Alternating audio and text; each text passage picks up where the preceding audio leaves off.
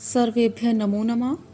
आज हम संस्कृत की पाठ्यपुस्तक रुचिराक के अष्टम पाठ का अभ्यास कार्य करेंगे, जिसका शीर्षक है त्रिवर्णः ध्वजः, मतलब तिरंगा झंडा। सबको पता है कि हमारा भारत का राष्ट्रीय ध्वज तिरंगा है। तो पहला प्रश्न है, शुद्ध कथनस्य समक्षम आम, अशुद्ध कथनस्य समक्षम न इति लिखत। मतलब जो कथन सही है उसके आगे हमको आम मतलब हाँ लिखना है, और जो गलत है उनके आगे हमको न लिखना है। तो क है, अस्माकं राष्ट्रस्य ध्वजे त्रयः वर्णाः सन्ति। हमारे राष्ट्र के ध्वज में त्रयः वर्णाः सन्ति, 3 रंग हैं। सही है गलत? 3 रंग हैं, तो लिखेंगे आम। ध्वजे हरित वर्णः शान्तेः प्रतीकः अस्ति। ध्वजे मतलब झंडे में हरा रंग शांति का प्रतीक है। तो सही है या गलत? गलत है, क्योंकि हरा रंग किसका प्रतीक है? समृद्धि का। ठीक है, तो इसमें लिख देंगे हम न। नेक्स्ट है, ध्वजे केसर वर्णः शक्त्याः सूचकः अस्ति। झंडे में केसरिया रंग शक्ति का सूचक है। सही है, तो लिख देंगे आम। चक्रे 30 अराः सन्ति। चक्र में 30 अराएं हैं, मतलब 30 तीलियां हैं। तो ये क्या है, गलत या सही? गलत है, क्योंकि कितनी तीलियां होती हैं? 24 होती हैं। चक्रः प्रगतेः द्योतकम्। चक्र प्रगति का सूचक है। ये सही है, तो इसके आगे लिख देंगे हम आम। प्रश्न 2 है, अधोलिखितेषु पदेषु प्रयुक्तां विभक्तिं वचनं च लिखत। नीचे लिखे हुए जो शब्द हैं उनमें जो विभक्ति और वचन का प्रयोग हुआ है वो हमको लिखना है। उदाहरण देखिए, त्रयाणाम, इसमें कौन सी विभक्ति है? षष्ठी, और वचन है बहुवचन। इसी तरह से ये जो और शब्द हैं इनकी हमें विभक्ति और वचन बताने हैं। जैसे समृद्धेः, तो इसमें है षष्ठी विभक्ति एक वचनम। वर्णानाम, इसमें षष्ठी विभक्ति है और बहुवचन है। उत्साहस्य, षष्ठी विभक्ति एक वचनम। नागरिकै, तृतीया विभक्ति बहुवचनम। सात्विकताया, षष्ठी विभक्ति एक वचनम। प्राणानाम, षष्ठी विभक्ति बहुवचनम। और सभायाम, सप्तमी विभक्ति एक वचनम। प्रश्न 3 है, एक पदेन उत्तरत, मतलब हमें प्रश्नों के उत्तर एक शब्द में देने हैं।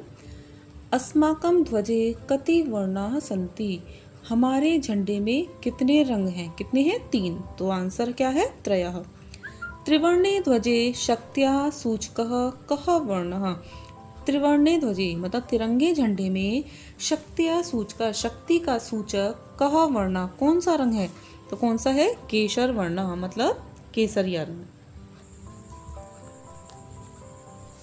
अशोक चक्रम कस्य द्योतकम अस्ति। अशोक चक्र किसका द्योतक है, मतलब किसका सूचक है? किसका है? प्रगते, मतलब प्रगति का। त्रिवर्णः ध्वजः कस्य प्रतीकः। तिरंगा झंडा किसका प्रतीक है? किसका? स्वाधीनतायाः राष्ट्र गौरवस्य च, मतलब स्वतंत्रता और राष्ट्र गौरव का। प्रश्न 4 है, एक वाक्येन उत्तरत, मतलब हमको इन प्रश्नों के उत्तर एक वाक्य में देने हैं। पहला प्रश्न है, अस्माकं ध्वजस्य श्वेत वर्णः कस्य सूचकः अस्ति।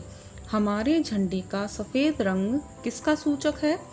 अस्माकं ध्वजस्य श्वेत वर्णः सात्विकतायाः शुचितायाः च सूचकः अस्ति। हमारे झंडे का जो हरा रंग है वो सात्विकता और शुचिता मतलब पवित्रता का सूचक है। अशोक स्तंभः कुत्र अस्ति। अशोक स्तंभ कहाँ है? अशोक स्तंभः सारनाथे अस्ति। अशोक स्तंभ सारनाथ में है। त्रिवर्ण ध्वजस्य उत्तोलनम कदा भवति। तिरंगे झंडे का उत्तोलनम मतलब फहराना। कदा भवति कब होता है, मतलब तिरंगे झंडे को कब फहराया जाता है? त्रिवर्ण ध्वजस्य उत्तोलनम स्वतंत्रता दिवसे गणतंत्र दिवसे च भवति। तिरंगे झंडे को स्वतंत्रता दिवस और गणतंत्र दिवस पर फहराया जाता है। अशोक चक्रे कति अराः सन्ति। अशोक चक्र में कितनी तीलियां हैं? अशोक चक्रे 24 अराः सन्ति। अशोक चक्र में 24 तीलियां हैं।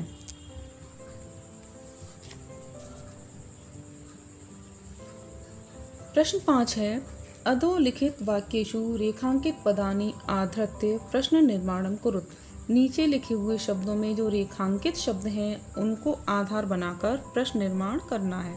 तो पहला है अस्माकं त्रिवर्णध्वजः विश्व विजयी भवेत्। अस्माकं मतलब हमारा तिरंगा झंडा विश्व विजयी हो। तो हमें प्रश्न किसका बनाना है? त्रिवर्ण ध्वजा, तिरंगा झंडा। तो प्रश्न क्या बनेगा? कैसा झंडा? तो क्या आ जाएगा त्रिवर्ण ध्वजा की जगह? कीदृशः ध्वजः। अस्माकं कीदृशः ध्वजः विश्व विजयी भवेत्। ये याद रखना है आपको कि प्रश्न निर्माण करने के बाद आपको लास्ट में प्रश्नवाचक चिन्ह भी लगाना है, ठीक है, और प्रश्न पूरे लिखने हैं। नेक्स्ट है स्वधर्मात् प्रमादम वयम न कुर्याम। अपने धर्म का प्रमादम मतलब मजाक हम सबको नहीं करना चाहिए। तो प्रमादम की जगह क्या आ जाएगा? क्या नहीं करना चाहिए? तो किम, स्वधर्मात् किम वयम न कुर्याम। एतत् सर्वम् अस्माकं नेतॄणां सद्बुद्धेः सत्फलम्। यह सब हमारे नेतॄणां मतलब नेताओं की सद्बुद्धि का सत्फलम फल है। तो इसमें प्रश्न हमें बनाना है सद्बुद्धि। सद्बुद्धि की जगह क्या आ जाएगा? कस्या। मतलब एतत् सर्वम् अस्माकं नेतॄणां कस्याः सत्फलम्। अगला है शत्रुणां समक्षम विजयः सुनिश्चितः भवेत्। शत्रुओं के सामने विजय सुनिश्चित हो। तो शत्रुणाम की शत्रुओं के, तो प्रश्नवाचक में क्या आएगा? किसके? तो केषां समक्षम विजय सुनिश्चितम भवेत्। प्रश्न 6 है उदाहरण अनुसारम समुचितै पदै रिक्त स्थानानि पूरयत। उदाहरण के अनुसार समुचित पदों से रिक्त स्थान की पूर्ति कीजिए। जैसे उदाहरण है पट्टिका। इस शब्द में विभक्ति क्या है? षष्ठी।